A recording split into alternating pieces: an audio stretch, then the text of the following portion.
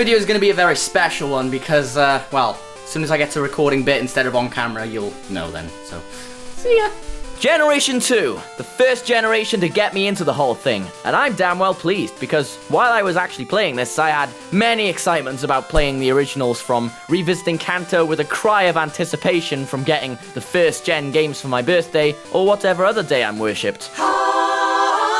So that's why today is going to be a very special day for discussing my favourite from second generation, and while I often neglect the lore of it, and I don't want to carry on down a dark and deserted road. So to right my wrongs and become a new man, depending on whether this list will be a good one for you, I shall be free once again! Pimp!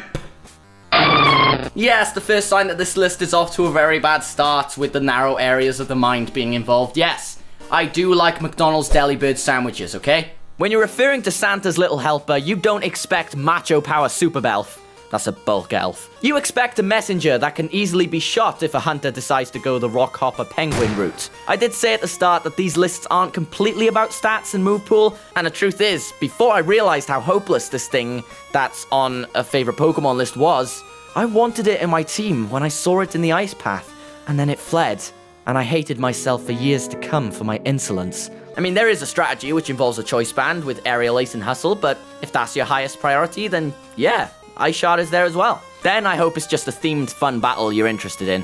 It's often a wonder how a handbook mistook it as being a legendary Pokemon though. I just think that Delibird makes a great addition to the spirit of Christmas, and to me, it just has awesome aesthetics, which make a brightly hearted Pokemon to warm anybody's heart, and believe that power just makes a man cold and relentless, lose his entire way.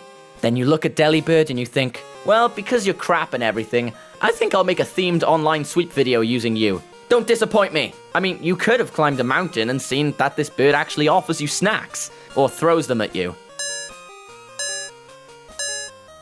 Or lets its chick starve because you captured it, and thus Santa's vision lives on. Pedwar!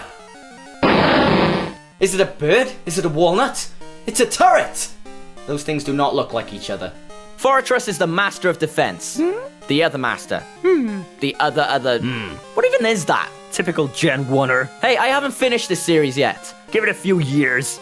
So yeah, Fortress still has some mighty power behind it, retaining its useful typing mixed with sturdy to make sure that firepower doesn't knock it down to size in one hit, and then use Volt Switch to run away like a sissy. But mainly this Pokemon is used as a counter to your opponent's tricks with Rapid Spin, Spikes, and Stealth Rock to fight fire with fire, which pretty much is bad for him. But then it can use Gyro Ball or Toxic, which can hit them with either Sheer Force, ouch, or Slow Force, preferably slow if it's using Gyro Ball. It looks like the kind of Pokemon that comes prepared, to which you don't know what it's planning.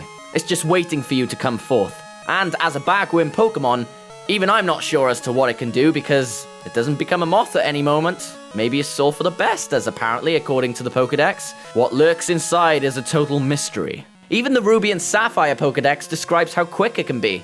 I guess Electrode can stop smirking now. 3! A huge example of power when it comes to biting more than you can chew. It's your friendly neighborhood Azumarill! I wrote this. I always overlooked this Pokemon way back before the days where I would acquire an assault rifle and fall in love with the move Rock Smash. And while I get more about its ability to double its attack, despite only raising it up to a base stat total of 470, it's really the new Fairy type capabilities that make it in for me. Providing a good offensive move pool with an assault vest attached can really bring out the best in it. Or you can go to the belly drum with a citrus berry root. Either way, this gun still has some shock. Compared to Generation 1, Generation 2 actually had more innocent-looking Pokemon that actually have something unique about them. And Azumarill is a great example of that.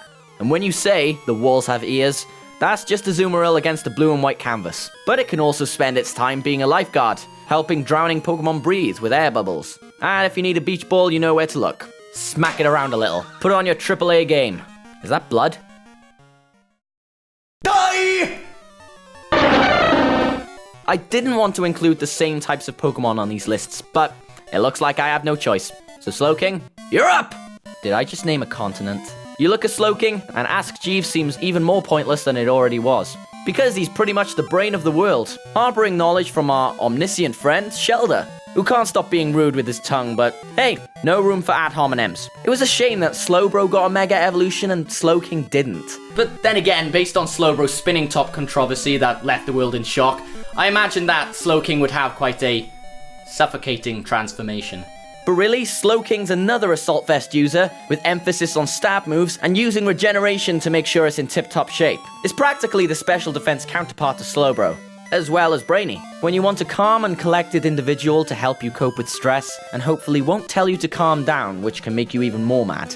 But according to the Crystal Pokédex entry, Slowking practically has a supply of mind steroids, but is still prone to losing the Shelder according to Ruby, Sapphire, and Emerald, so just keep it satisfied for as long as it takes.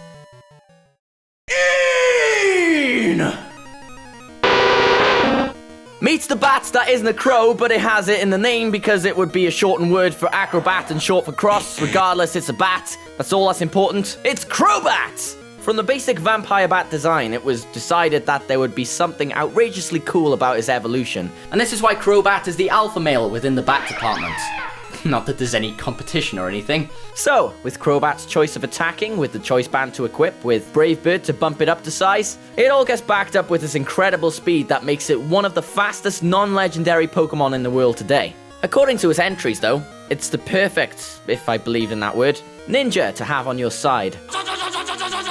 But it does have an issue with sitting down and resting, despite having no problem with roost, and actually not having knees to sit on a chair, just a branch.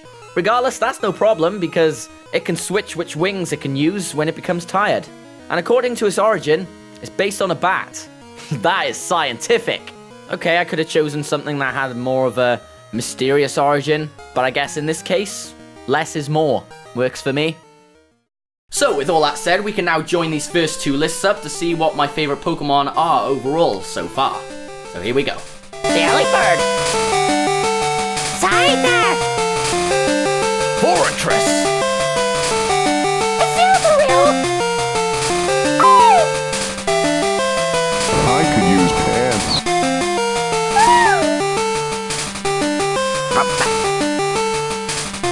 Gengar! Mudowuk!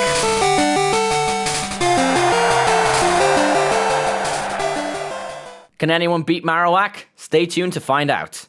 Thank you, and lights out. I honestly think that spelling and grammar are both imperative to learn and understand, for whenever an employer looks at your online activity and sees that you said your instead of your, to associate with the shortening of you are.